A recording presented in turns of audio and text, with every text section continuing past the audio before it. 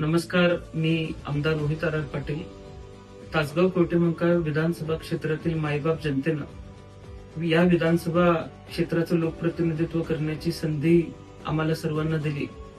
या विधानसभा मतदारसंघाचा विकास करत असताना एक ध्येय धोरण विजन असणं गरजेचं होतं आणि हेच विजन घेऊन काम करत असताना या मतदारसंघामध्ये MIDC असेल, आरोग्य क्षेत्र असेल, शिक्षण क्षेत्र असेल, कृषी क्षेत्र असेल आणि त्याचबरोबर प्रामुख्याने या मतदारसंघाच्या इन्फ्रास्ट्रक्चरवरती काम करण्याची भूमिका आमच्या सर्वांची होती.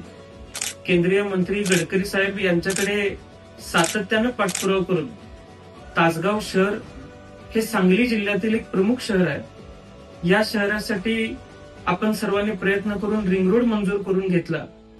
पण हाच रिंग रोड ज्या विटा ते म्हैसाळ रस्त्यावरती येतो, रिंग रोड बरोबर हा रस्ता सुद्धा मंजूर करण्यात यावा ही विनंती आदरणीय गडकरी साहेबांना आपण केली होती.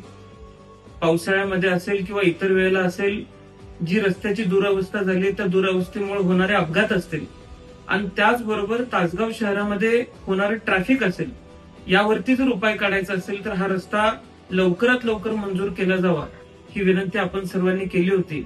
मला आपल्याला सर्वांना सांगताना आनंद होतोय की वार्षिक सविस्तर प्रकल्प अहवालामध्ये 66.6 किलोमीटर रस्त्यासाठी साधारण 975 कोटी रुपये विटा ते म्हैसाळ ज्यामध्ये तासगाव रिंग रोड येतो यासाठी मंजूर करण्यात आलेल्या आहेत आणि सुधारित प्रकल्प अहवालामध्ये ही रक्कम वाढण्याची सुद्धा निश्चितपणाने शक्यता आहे.